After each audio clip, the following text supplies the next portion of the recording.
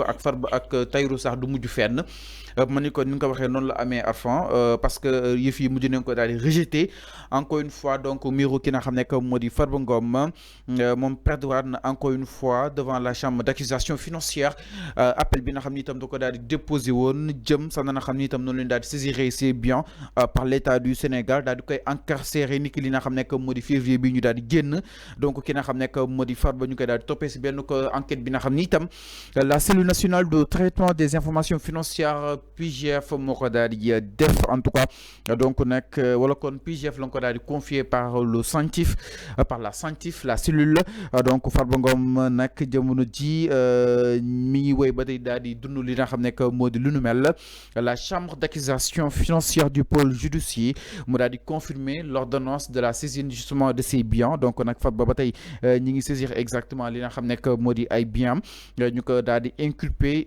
jëm si ay muruk malversation financière donc nag mu nekk information boo xam ni itam confirmé nañ ko Arfan ginnaaw ba daal di saisir moom ak Doudou Ndoye et compagnie la chambre d'accusation alors enfin naka na daal di jàngatee rebondissement yi nga xam ne am na si miro ki nga xam ne que moo di Farba peut-être tu l'as prédit jàpp ni du mujj fenn noonu la ko daal di gisee jëm si li nga xam ne que moo di wàll wi day signifier à juste titre que ni jamono ji CENTIF si lu mu toog wóor na booral li nga xam ne que moo di justement la chambre d'accusation daal di rejeter cet appel faisant état ni daal leen delloo exactement seen ay biens.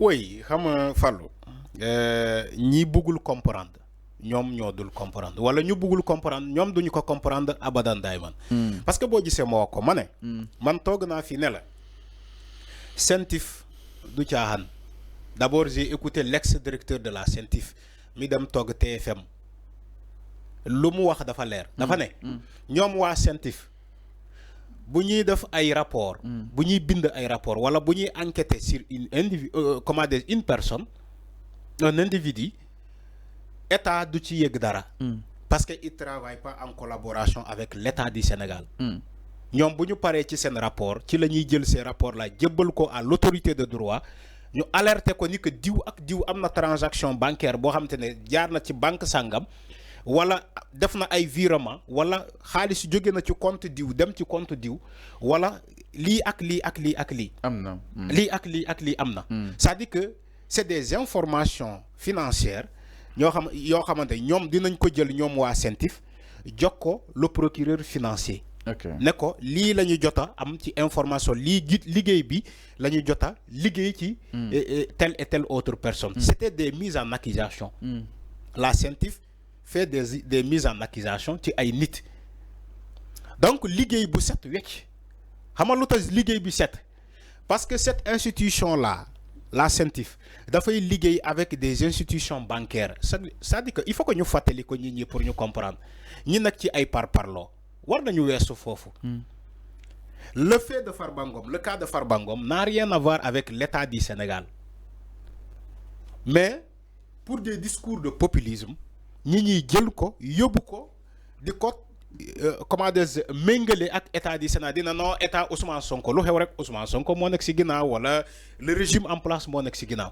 alors boo gisee tey Farba il perd des plumes il perd cette bataille là c'est parce que ils ont des informations sur ce dossier là yoo xamante kenn amu ko chaque jour ma wax ko Sénégal alors mais Arfan ils ont des informations sur le dossier de Farba boo xamante ne kenn amu ko mais ces avocats quand même ba tey mënuñoo comprendre exactement le pourquoi Farba n'a pas été auditionné ou bien entendu dans le fond justement du dossier gis neen ces avocats à chaque fois qu'ils fassent exactement une conférence de presse ils précisent exactement cet élan allant dans ce sens pour daal di war a mën a offrir ki nga xam nekk moo di Farba ne serait-ce benn audition sur le fond.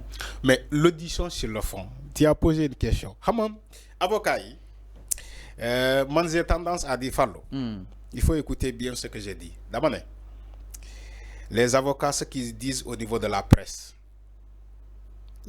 mooy lu ñuy ne porte presse xam nga porte presse ku nekk mën na ko yaa ngi dégg li may wax na Sénégalais yi déglu bu baax li may wax dama ne avocats yi li ñuy def ci porte presse devant la presse ak li ñuy wax devant la presse ak lu am c'est diamétralement opposé chaque jour ma yee Sénégalais pour ñu comprendre avocat yi dem ci point de presse di def ay presse di raconter lu ñuy bëgg pour sen client bi mel noonu. di setal sen client. avocat yooyu bu ñu demee ci dossier bi devant le juge devant le procureur devant cette équipe judiciaire ils vont pas dire la même chose. Tu sais pourquoi? Il est interdit de dire ce qui se trouve au fond du dossier à la presse. Un dossier qui est en instruction, tu n'as pas le droit, on dit toujours droit de réserve. Tu es appelé à te réserver sur le fond du dossier et ne pas le communiquer au niveau de la presse. Moi, avocat yi demee ci buñ demee ci presse bi ñoom dañuy def folklore dañuy wax loo xamante ne presse bi bu ñuy déggee ñu ne ah kon Farba nii ne gars yi dañ ko tooñ mais avocat yi c'est ça leur rôle. À part donc bu ñu jógee ci le dossier au niveau de la justice lu leen dese mooy la bataille médiatique. Moom la avocat yi di def nii la bataille médiatique. La bataille médiatique ne veut pas dire que tout ce que les avocats racontent au niveau des médias c'est vrai. Ne veut pas dire ça. Ça peut être une part de vérité, mais ça peut aussi ne pas l'être. Mais les juges n'y vont accorder Farba à ce privilège-là. Voilà, à travers une analyse, une appréciation sur le dossier de Farba pour nous mener comme liberté provisoire ou pas. Ces juges-là, ils ont le dossier, les avocats, ils ont le le fond du dossier de Farba Ngom. Mais enfin, il y a de cela peut-être 105 jours ou plus. Mais bien sûr. Incarcéré bataille Japoni, ce serait évident. Il a dit que vous remenez c'est son sort. Voilà qu'on a Japoni enquête de bataille et que le temps de la justice n'est pas notre temps. La justice peut doxal amanani beaucoup peut-être ñun li nga xamni tam peut-être ñu koy xaré ni. Mais Fallo, il faut arrêter ces discours de manipulation. Je ne parle pas pour toi. Ni Farba depuis buñ ko jappé ba légui bañu jappé Farba Ngom ba légui ci le dossier là ils ont tenté combien de fois pour dougal ay caution ma ñew ils ont tenté combien de fois ay caution il y a des cautions qui ont été rejetées il y a des biens yo xamantene qui n'appartenaient même pas à Farba Ngom ces biens là ont été associés à sa caution ñu rejeté ko ñu demaat andiwaat yenen caution plusieurs fois yamuñu ci lolu avocat yi sàkku liberté provisoire yaa dégg c'est les mêmes avocats hein? Les mêmes avocats ñom ñoo taxaw ne sénégalais ce dossier de Farba là buñ ko topé au fond ñu bari dinañ daanu. Aujourd'hui ces avocats ils reviennent pour nous dire que Farba doit être auditionné dans le fond et que booba légui kenn déglu ko dans le fond. Mais c'est une occasion. Non le fait que mu ne su nga topé dans le fond ñu bari dinañ daanu. Alors que les Sénégalais doon soxla mu leer. Mais pourtant ñu ngi top le dossier dans le fond. C'est l'occasion. Pourtant ñu ngi top le dossier dans le fond. Dama ne pourtant ñu ngi top le dossier dans le fond. Ñu ngi top le dossier dans le fond. C'est-à-dire que c'est une information malsaine. Da nga ne bu ñu topé dans le fond mais xaaral kon justice bi top dossier bi dans le fond. Pourtant, nous avons top dossier dans le fond. Moi, quelques frères de Farba ont été interpellés ici. Yagoul, Ismaël Ngom, et autres, ils ont été interpellés ici. C'est le même dossier. Fallo, le temps de la justice n'est pas le temps des hommes. La justice a des informations pour le citoyen lambda. Amoko?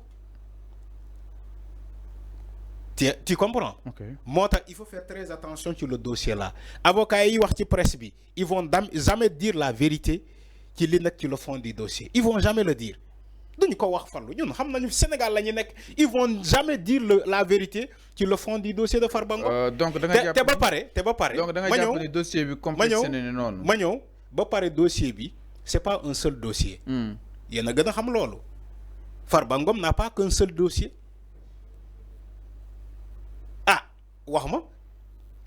Ils nous parlent tellement de dossiers alors qu'il existe plus de 2 dossiers ou bien 2 dossiers de Farba Ngom. Il a été même extrait de sa cellule pour être entendu qui un autre dossier Farba Ngom. Tout le monde était là. Fii la ñuy fekk ñun Sénégalais. Alors c'est clair. Et pourquoi ces avocats à Farba ne parlent pas de ça? Ils nous parlent le dossier Farba, un simple dossier. Ils nous parlent d'un seul dossier, hein, alors que ça dépasse même un seul dossier. C'est 2 dossiers ou bien sinon 3 dossiers. Alors, par rapport à Miro qui n'a ramené comme dit justement Farba Ngom, donc on a que la chambre d'accusation a encore une fois rejeté exactement directement la demande ou bien même jëm si appel bi nga xam ni itam la Farba daal di déposer pour daal di koy mën a delloo ay biens donc nag l'ordonnance de la validation wala kon de la saisine des biens ñu daal di koy li nga xam ne que moo di justement gànkal alors ñu daal ñëw itam si leneen sans plus tarder du